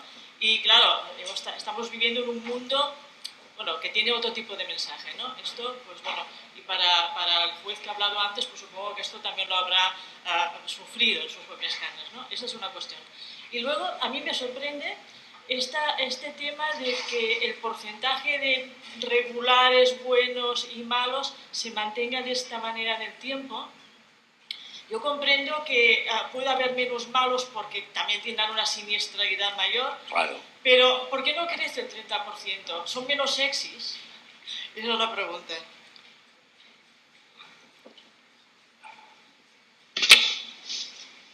Bueno, sí, pero esto yo creo que no lo puedo responder aquí porque nos llevaría a otra historia. Sí. O sea, la gente más guerrera, los chicos y chicas más guerreros, o sea, los chicos malos y las chicas malas, tienden a ser un poco más atractivos. Dejémoslo ahí. Físicamente, ¿no? Por razones hormonales. Como la agresividad sirve para muchas cosas, desde hace millones de años, para conseguir el sustento, pero también para conseguir parejas y para disuadir a rivales, masculinos y femeninos. La maquinaria está cruzada y hay una cierta relación, pero esto es muy sutil. Yo no me lo quedaría, porque es muy sutil. Lo primero, claro que tiene que ver con la...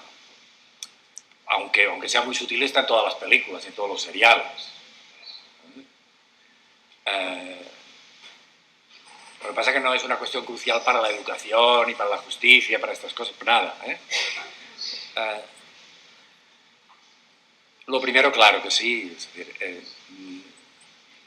parte de esta epidemia de pensamiento erróneo psicopedagógico está asociada a una cierta ola de las sociedades ricas europeas de considerarse más de izquierdas de lo que en realidad son, porque en definitiva son muy conservadoras, la española incluida, pero queda muy bien pues votar a los que predican de que todo se arregla con el diálogo y con el razonamiento y con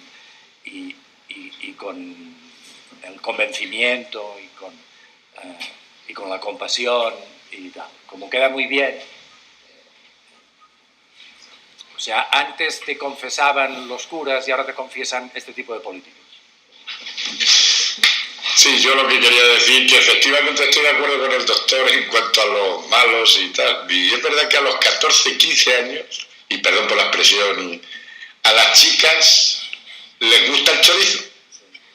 Y eso es así, les pone. Y tiene un atractivo especial. Eso es así y eso se vive. Yo no sé por qué será, pero efectivamente sale desde siempre. La más guapa de las películas, al principio está el malo, se la lleva el malo, y luego ya viene el bueno y se la quita. Pero de entrada está con el malo. Pues a las chicas les gusta el choricillo. Y en cuanto al principio de autoridad, efectivamente, vivimos una crisis. Yo digo, complejo que decía este joven democracia, pues nos ha dado miedo hablar del principio de autoridad. Por si volvemos a tiempos pasados. Y como he dicho antes, yo soy padre de mis hijos, yo no soy el amigo de mis hijos. Y yo tengo autoridad como padre, con cierta autoridad, pues no soy igual que él. El profesor tiene una autoridad sobre el alumno. Los que nos gobiernan tienen autoridad sobre los ciudadanos, cierta autoridad. Pero nos ha dado miedo hablar del principio de autoridad, no vayamos a volver a tiempos pasados. Y la autoridad es un principio fundamental en un Estado democrático y de derecho. Ahora, en el momento en que tú tienes un presidente de gobierno que te dice que educar es interferir y que no hay que interferir, mal vamos. En el momento en que tú tienes un presidente o un gobierno que te quita el cero para los estudiantes, mal vamos. Es como si quitan las chuletas a un alumno. Es una lucha legal entre el profesor y el alumno. Es como el detenido y el policía. El detenido es normal que intente escaparse y la policía tiene que intentar que no se escape. Esas son luchas legales que ha habido toda la vida. Entonces, nos ha dado miedo poner límite y decir hasta aquí hemos llegado y tenemos complejos. Entonces, la autoridad fundamental. Aquí, como digo yo, somos todos iguales, pero unos más que otros. Y eso es así. Y cuando yo soy padre, ejerzo de padre. Cuando soy hijo, me toca ejercer de hijo. Cuando soy profesor, ejerzo de profesor. Y cuando soy juez, ejerzo de juez. Y yo cuando estoy juzgando a un individuo no soy igual que él. Y cuando estoy con mi hijo, el chiquitillo, pues soy su padre, ¿no? Y nos ha dado miedo eso. Y tenemos esos complejos. Y aquí todo diálogo, y efectivamente, por eso digo que antes era nadie en casa, porque lo digo yo, vamos a dialogar, argumentar y tal. Y hay que poner ciertos límites. Y nos ha pasado en todas las esferas de nuestra sociedad y estamos pagando un poco las consecuencias.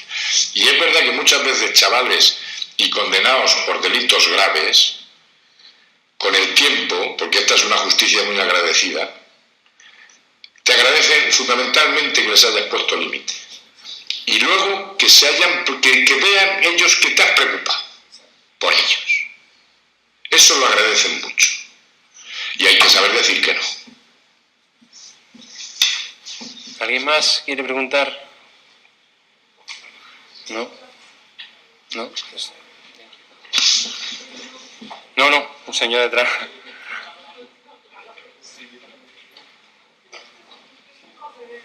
Sí, al profesor Tobeña, habla usted de una especie de nube de pensamiento tóxico que impregna no solamente a la sociedad española, sino a otras sociedades, pero no por igual. Esa nube impregna algunos aspectos de la sociedad.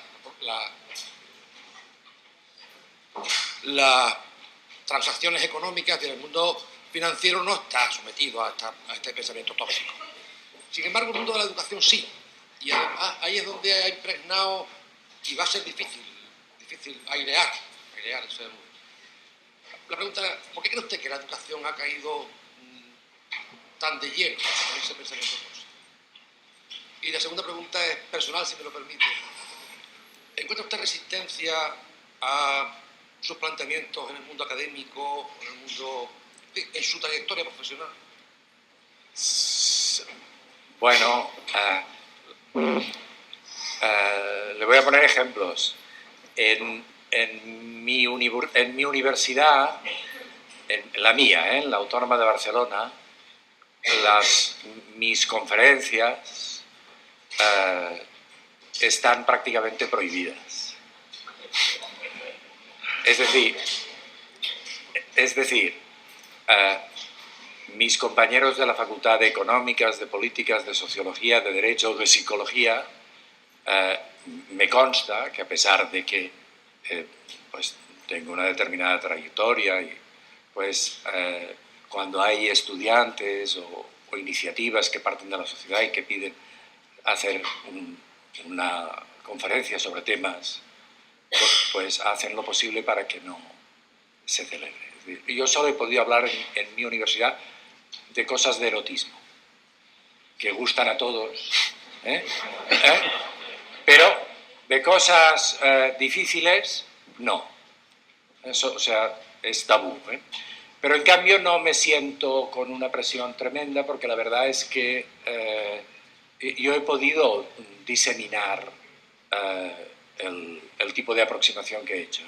Y lo he hecho por toda España y con regularidad. O sea, no solo en Cataluña, con mucha más frecuencia, en todos lados. Aunque hay reductos, si usted lo quiere saber. Pero, es decir, que yo intervengo con mucha regularidad en muchos foros, en Cataluña, en Valencia, en Galicia, en Andalucía también, en Cádiz es la tercera vez que vengo en los últimos 6 o 7 años. O sea que no me siento postergado para nada. ¿Y por qué ha caído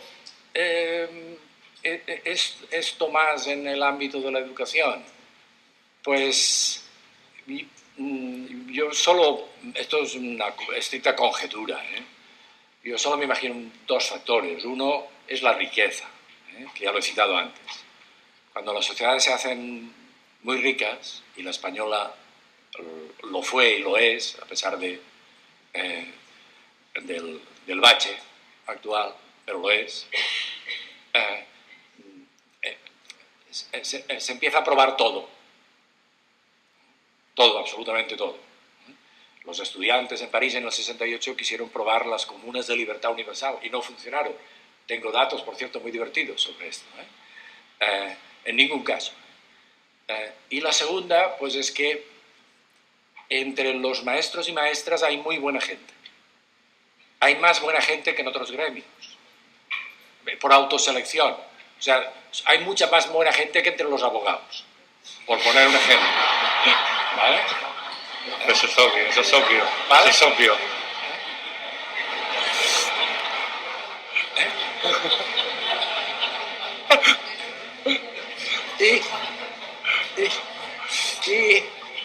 Y claro, y se dejan encandilar más.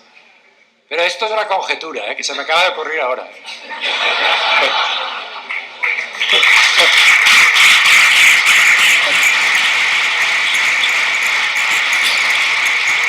Eso es verdad, eso no es un dato científico, eso es un dato sociológico y es verdad, Pues hay muchos abogados que linda y el límite entonces se convierte fácilmente en chorizo. Eso es la línea, y están bordeando la línea y al final caen. También hay jueces, también. Bueno, que es muy importante saber que todos los que nos dedicamos al derecho no somos abogados, para que todo sea claro. Claro, eso es muy importante. No, y no todos son chorizos, claro. Bueno, ¿alguna cuestión más, alguna pregunta?